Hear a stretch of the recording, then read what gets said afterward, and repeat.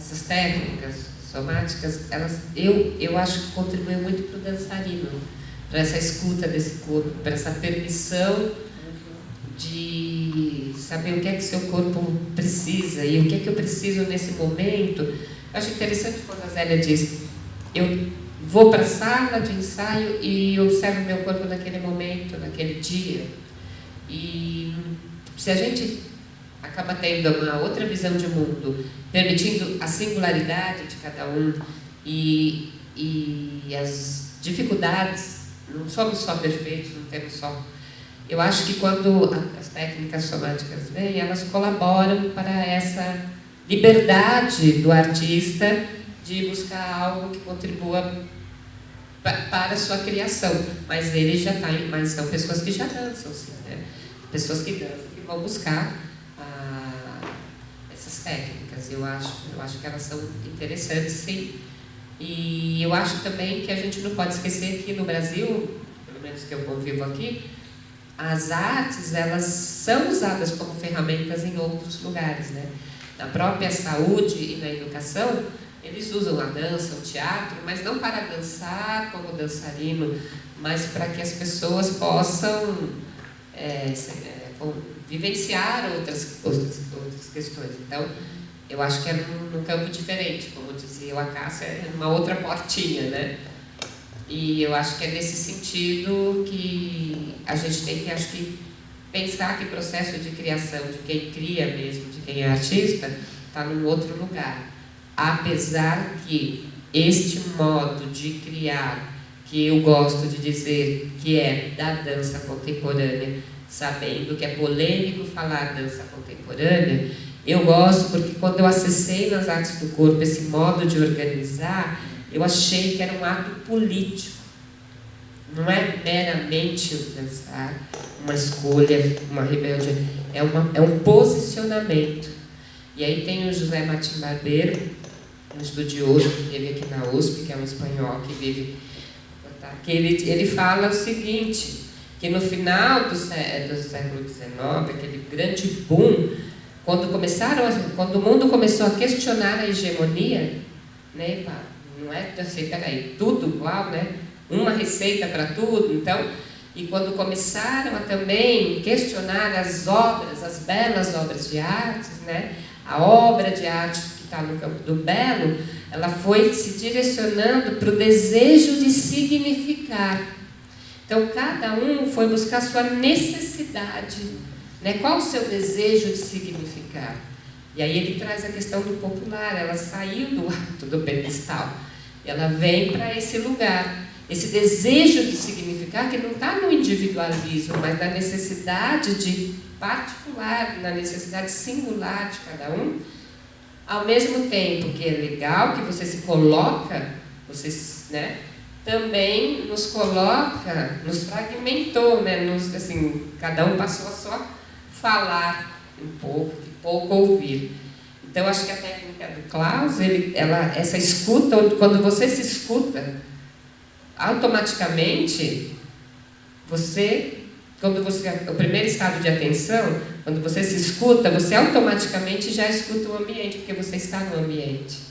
Então, se você está no ambiente, você já vê o outro, porque o outro está no ambiente com você, e você está no ambiente com o outro. Então, acho que isso é importante nesse desejo de significar, que é uma emergência de falar. E como meu desejo de significar quando eu danço, quando eu tento transformá-lo em estética, eu não estou em Marte, eu estou na Terra.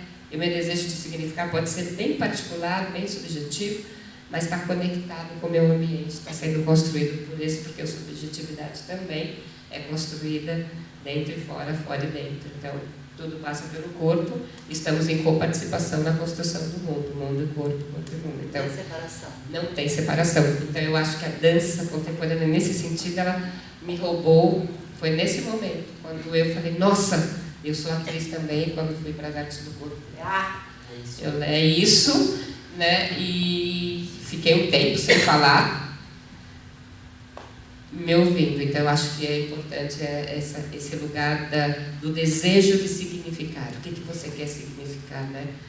E retomando, se ninguém tiver nenhuma pergunta. Ah, tá. Como é que você talvez pense essa questão? Você descobre uma escuta e você aprofunda aquilo, ou você acha que muitas coisas passam batido, ou você retoma depois, ou algumas coisas vêm e acabam voltando. Isso é muito particular, mas a gente quer te cutucar. Bom, antes eu queria falar dessa coisa do desejo. Eu entendo quando você diz isso, mas a palavra desejo, às vezes, ela é confundida com esse desejo do indivíduo desejar coisas, né? E o desejo do corpo, ele nem sempre coincide com o desejo do seu ego, sei lá, não sei se ego é a palavra boa, mas dá para entender, né? E aí, esse ouvir o corpo para ver o que o corpo deseja, né? Como eu dei o exemplo do corpo que desejava dormir, eu não desejava dormir, eu me identificava com alguma coisa que não estava no meu corpo. Não posso dormir, tenho que produzir. Essa identificação estava fora do corpo, porque quando eu fui para o corpo, ele estava cansado, ele dormiu, né? Então, aí passa a ser, pode ser desejo, mas é um outro nível, só para... Não, é que no barbeiro é um ato político. É ter voz da sua necessidade, que não é uma necessidade externa. É exatamente, na verdade, está falando da mesma coisa. Porque não é uma necessidade. A necessidade externa qual é? Produzir. Né? Mas o desejo de significar algo é tão particular que a gente, culturalmente, é eliminado. Né? Não tem, como ela falou no começo, né? Você fica mudo. Ele chama isso de mutismo, né? Essa incomunicabilidade. É isso mesmo, então, isso mesmo. Mas você tinha falado da questão da aprofundar a pesquisa, né? De algum gesto que emerge, se você acha que perde ao estar sozinha, ou se você percebe, se você tem isso já depois de um tempo, falar isso aqui eu posso aprofundar. Né? Então, porque eu não trabalho mais, desde a época que eu trabalhei com o Klaus, eu não trabalho com a forma resultante. Eu trabalho com improvisação cênica, né? Então, o que acontece? Quando ou eu vejo, ou quando eu estou fazendo, ou quando eu vejo um bailarino que eu estou dirigindo, que alguma forma que amadurece ali me comove, eu nunca dou feedback para ele daquela forma, daquele desenho. Eu vou tentar saber o que ele estava processando e em relação também ao que eu tinha talvez estimulado, e nessa conversa ele vai me dando dicas de como eu posso continuar dirigindo, né, ele, porque ali ele trouxe alguma coisa que me interessou, mas essa forma, se ela volta a aparecer, então, porque aí eu, naquele momento ele me deu as dicas na conversa depois, só na conversa, porque quando eu vi eu só desfrutei. E depois eu preciso saber o que estava acontecendo para aquilo ter aparecido. E eu também tenho, depois, a noção de que não vai aparecer de novo daquela forma, mas que ele pode acessar aquele lugar no corpo dele de novo. Aí cabe a mim também descobrir como ajudar ele a acessar de novo aquele lugar. E esse lugar está relacionado ao estado, que ele estava mais ao estado. Exatamente. Forma. Exatamente, isso. Bom, vai perguntar, Zélia e Gabi, quando se improvisa, até esses dias a gente estava conversando com o nosso ensaio, que acaba que cada dia é um espetáculo, né?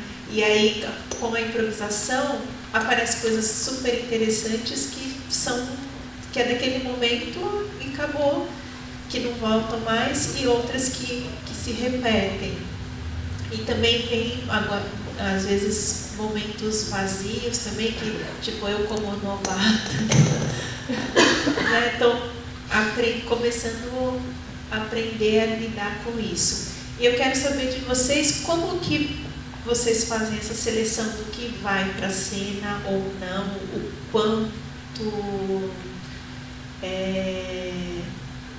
sim, é improviso, mas se tem uma partitura, o que, sei lá, não sei se posso usar essa palavra de base ou de sustentação, não sei. Vai começar? está com o microfone na mão. Eu acho que isso também é uma escolha, se você vai partiturar, quanto você vai partiturar, porque a improvisação é uma obra mais aberta e a graduação, quando você fecha essa obra, até fechar totalmente uma coreografia, aquilo vai se transformar em passos, em movimentos que você vai fazer exatamente igual, isso é uma escolha do artista. Como ele vai formalizar lá na frente. Mas o processo ele precisa ser vivido, de novo eu volto ao cronograma, ele precisa ser vivido sem preocupação formal também. Porque você começa a escolher tudo na primeira semana de trabalho, você vai ficar pensando no formal o tempo todo. E pensar no formal tira um pouco a gente dessa vivência caótica. Porque você fica formalizando. E quando você formaliza, você sai do caos. Então, se você começar querendo formalizar, você não vai processar o caos. E aí, eu acho que tem um momento certo para fazer isso. Eu diria isso. E aí você pode partiturar, mais, menos. Aí é de cada um, né? Concordo com a Zélia. Existe uma tendência, né? Existe um princípio, eu adoro esse princípio, gente. Depois que eu descobri como ele é fantástico e como ele liberta a gente, né? É o princípio de auto-organização da matéria. Então, existe uma tendência à permanência das coisas. Essa é uma lei, não sei se é uma lei, mas é uma lei da física. Existe uma tendência à permanência das coisas. Então, assim, o tempo que você fica pesquisando, que você fica improvisando e tentando entender como eu estou hoje, o que vou desenvolver hoje, o que não vou desenvolver amanhã, quanto mais tempo você prolongar isto, mais você provoca também uma briga entre signos, entre padrões estáveis que tendem a permanecer. Então, tem alguns padrões que vão surgindo na tua improvisação e que vão ressurgindo, que surgem de novo e que vão se impondo, e quando você vê o negócio está ali de novo, e provavelmente são esses padrões que surgem muitas vezes, que passam a ser a tua marca, sei lá, o teu DNA. Né? Você reconhece, olha, esse trabalho é da Pina, aquele trabalho é da Zélia, aquele outro trabalho é da Vera, né? Porque se você não acelerar esses processos de tentar formalizar de como você vai construir, também depende de como você vai entender, como você vai decidir que o teu trabalho vai para a cena. O modo como eu decido isso é diferente do modo como a Zélia decide isso. De qualquer maneira, quanto mais tempo a gente tiver para essa pesquisa de movimento, mais surpreendente pode ser o resultado, porque existe então uma tendência a que alguns padrões voltem, revisitem você, e que todas as vezes voltem com qualidades diferentes, porque padrão não é um troço que fica igual o tempo todo, tudo é difícil, tudo não é. Base não é, referência não é. Mas é como falar da cadeira. A cadeira é um troço com 4 pernas e um assento e um encosto. O modo como você encontra a forma. Fala às vezes é difícil. As falas não dá conta, hein? O importante é que a gente entendeu. Então, assim, a coisa parece muito diferente. As cadeiras têm milhões de jeitos de ver cadeiras, de experimentar cadeiras, né? O padrão é 4 pernas, um lugar para sentar e outro lugar para encostar. Esse é o padrão. Então, muitas vezes você trabalha um padrão só no espetáculo inteiro e todas as variações que ele pode ter, né? Todas as variações que ele pode adquirir, todas as transformações que ele pode sofrer dia após dia na tua investigação, né? Então tem alguma coisa que não é só a tua racionalidade que vai decidir. Tem alguma coisa que é esse ping-pong entre o teu experimento e aquilo que você pensa que poderia ser, né?